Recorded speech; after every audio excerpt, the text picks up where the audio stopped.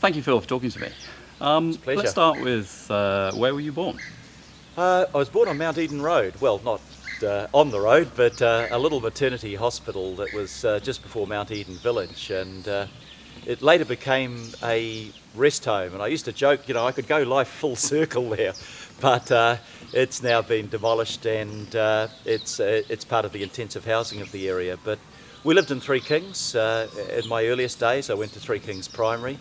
It was a great place to grow up. It was really the post-war era, the 1950s and early 1960s. And New Zealand was a really special place at that time. You knew all your neighbours. We had a 3/4 acre section, so we ran a couple of sheep on it. It's now got 12 units on it, but it was a good place to grow up. And then we moved out to South Auckland, and I did my secondary education, my intermediate and secondary education there at Papatoetoe High School, which was just a phenomenally good school. I had the best teachers I could ever have hoped for. It's what I really believe in, having a public education system where kids can get the best education without parents necessarily feeling that they have to send their child to a private school. But most of my teachers in turn later became principals. I still keep in touch with some of them, and it was quite interesting when I was Minister of Education, because there I was dealing with my former teachers. They gave me a hard time as well. Your father wanted you to be a carpenter. Yeah, well, Dad's a fitter and turner. He did his apprenticeship in the railways just before the war. He left in the middle of his apprenticeship to serve in the army and then in the Air Force during the war. And our family was basically working class family. His ideal was that I should become a carpenter. Probably had a view to me doing a bit of work around the house in due course. So he was a bit disappointed when I ended up taking an academic stream at course and then at school and going on to university. But my mum was very keen on us getting the best education, and she pushed me along. Good teachers. And I was the first, actually, in my family to go to university. So, and you studied what at university? Ironically, I studied politics, and people said, "You're doing a master's degree in politics? How are you going to find a job with that?" But I think, when you're studying, it's best to follow your heart. I had a passion for what I was learning. I loved history and politics. And I thought, look, I'll learn the skills that you learn at university of analysing and solving problems, articulating an argument, and then I'll think about a job when I've graduated. So where did politics come from? Because it didn't come from your family, did it? Some of it did, actually. My grandmother was a migrant from the United Kingdom. She and my grandfather came out in 1921. My granddad fought in the First World War. I'm thinking of that at the moment because we're just on the 100th anniversary of the Somme. He was gassed on the Somme, and he was a prisoner of war for several years at the end of the war. In fact, when I was cleaning up my dad's shed the other day, I came across a handwritten letter, supposedly signed by King George, saying, "We welcome you home after the deprivation that you have suffered." They didn't have typewriters in that day, so I guess the king had an army of writers. But it's letterhead, Buckingham Palace, 1918. They came out to New Zealand to make a better life for themselves. And my grandfather was a tram driver, and he never really recovered in health from the time of being a prisoner of war and what he suffered during the war. So he died in 1934. My grandparents and my dad were living up on Campbell Road in Royal Oak. And of course, when my granddad died, the family lost their income. So although they'd paid 2/3 of the mortgage, they couldn't keep up the mortgage payments. So they were literally homeless. And my grandmother, a year later, welcomed the election of the first Labour government and Michael Joseph Savage. And one of the first things Savage did, he raised the widow's mite by a shilling a week. And my family, my grandmother was always Labour. She could never contemplate one of her grandchildren being anything other. And my dad, who's still alive at 95, similarly, he remembers where he came from. He did pretty well in life, but he never forgot that when the family needed a helping hand, there was a government that was prepared to give them a hand up and prepared to give them hope. So I think the political instincts first came, the sense of social justice. Savage used to talk about socialism or the Labour Party being applied Christianity. I think that's where I got my values from. And then at school and at university, I was growing up at university in the early 70s, and there were a lot of causes. There was apartheid, there was the Vietnam War, there was the overthrow of democracy in Chile, there was the invasion of East Timor.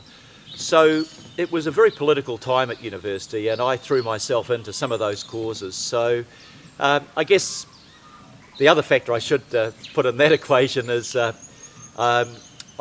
got kicked out of home at 16, and I went flatting with my brother, who was then flatting with a guy called Mike Moore, who later became MP, Prime Minister, Director General of the World Trade Organisation. So I had it coming at me from all sides. I was going to be a political activist in my life. I wanted to make a difference in the community that I was brought up in. So has your father forgiven you for not being a craftsman? Yeah, I think so. He's just moved in actually this week to a rest home. He's kind of saying, people say, Bruce Goff, oh, are you any relation of Phil Goff? So I think he gets a bit of a kick out of that, but I shudder to think what he says to people.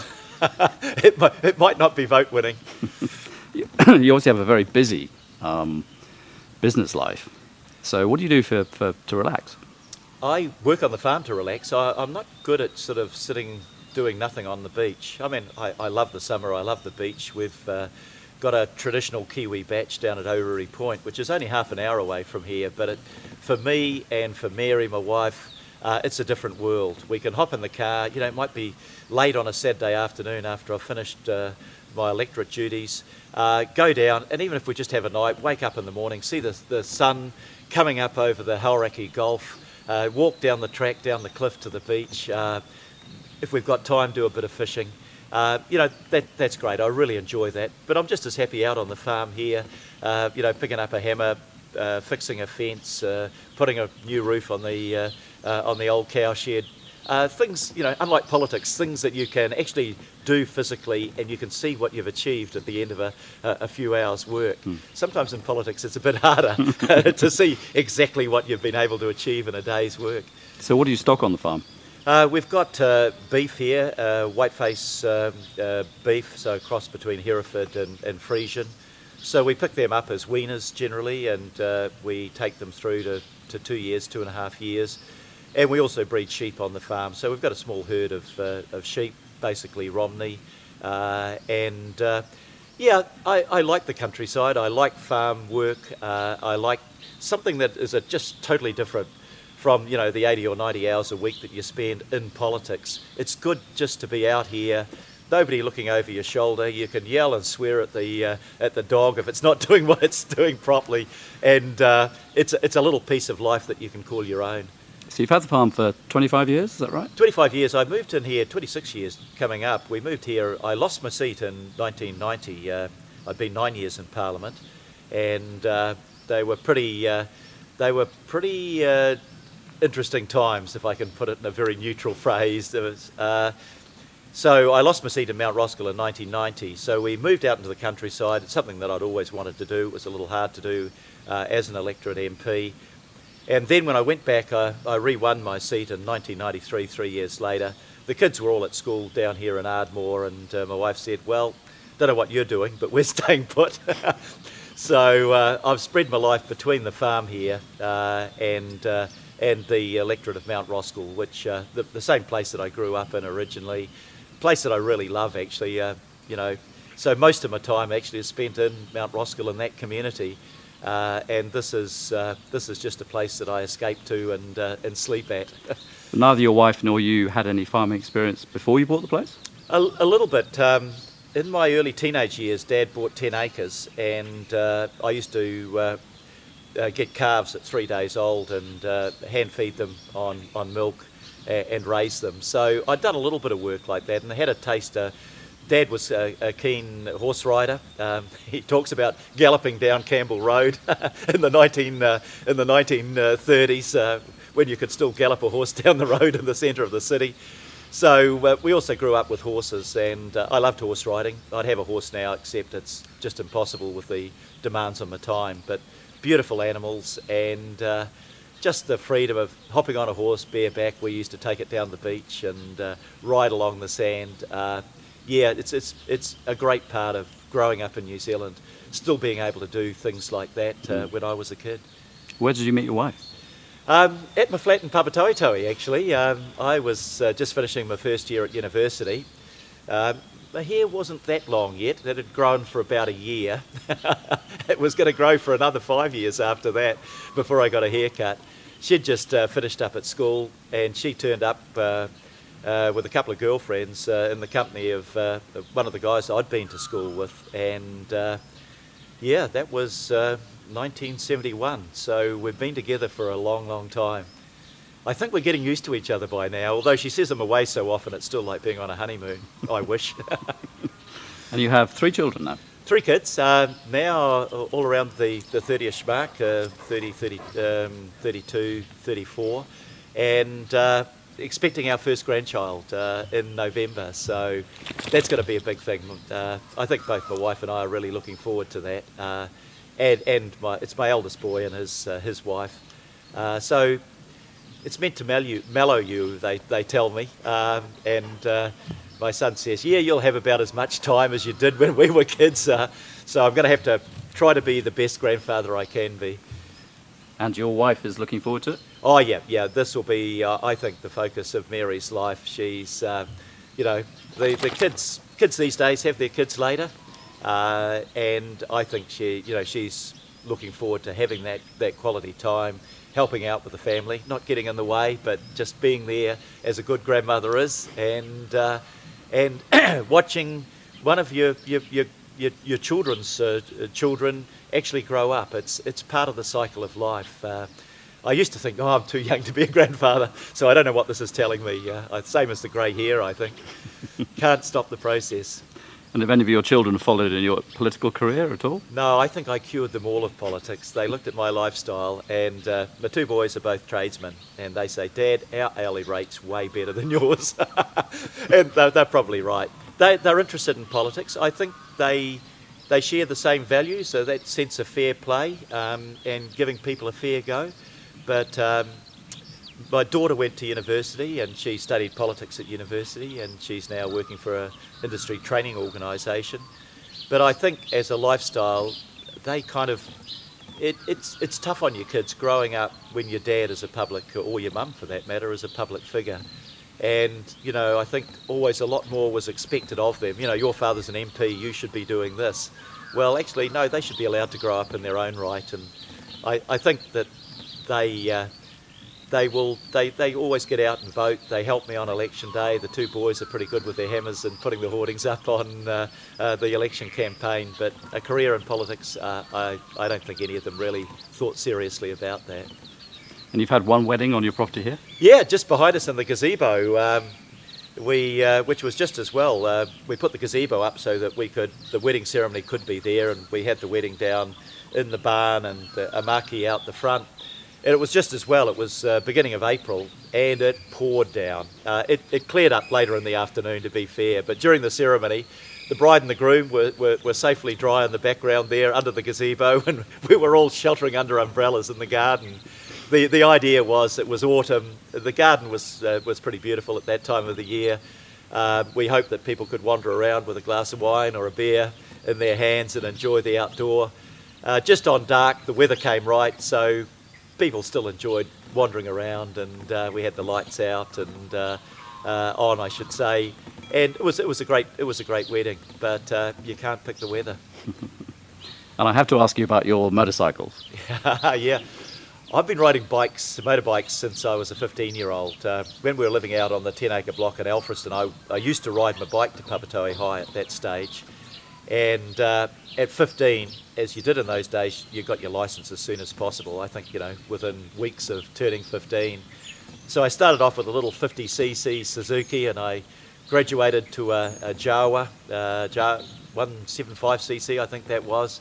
When I met Mary, it was a 350cc Suzuki, the usual pickup line. Hey, would you like to come for a ride on my motorbike? Then I bought I can't say the love of my life because that's got to be my wife, but I bought a 750 Norton Commando, beautiful motorbike, great acceleration. Fortunately, touch wood, I never came off it.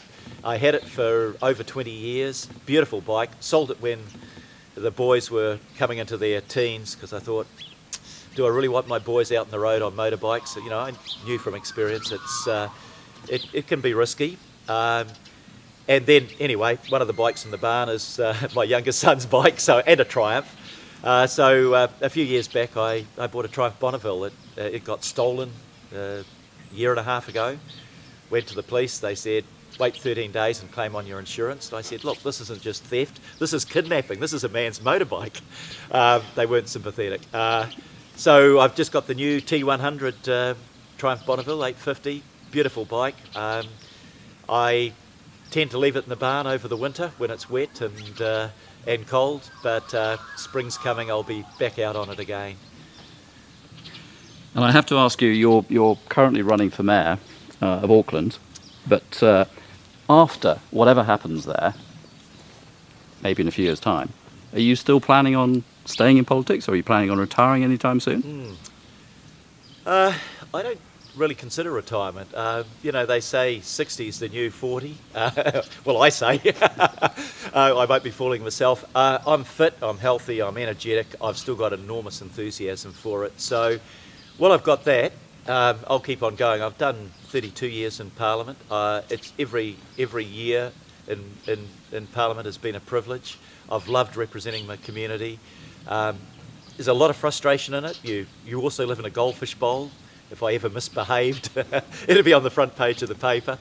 But there's that enormous sense of satisfaction when, from time to time, you can achieve something that's really worthwhile for your community, for your country. And for me, I was talking to somebody from Rotorua yesterday, and I said, you know, when I was Minister for the Environment way back in, I think, 1986, people were putting bores in all around the geyser in Rotorua, and I got a DSIR report, Department of Scientific and Industrial Research, that said that geyser is going to collapse within years. And I said, that's just crazy.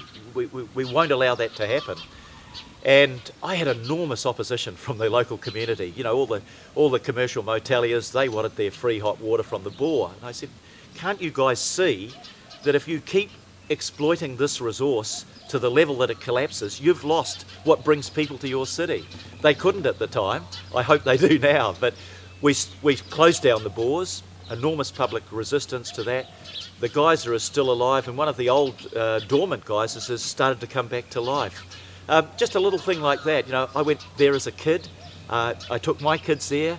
Soon, I hope I'll take my grandkids there, and I'll have that sense of satisfaction.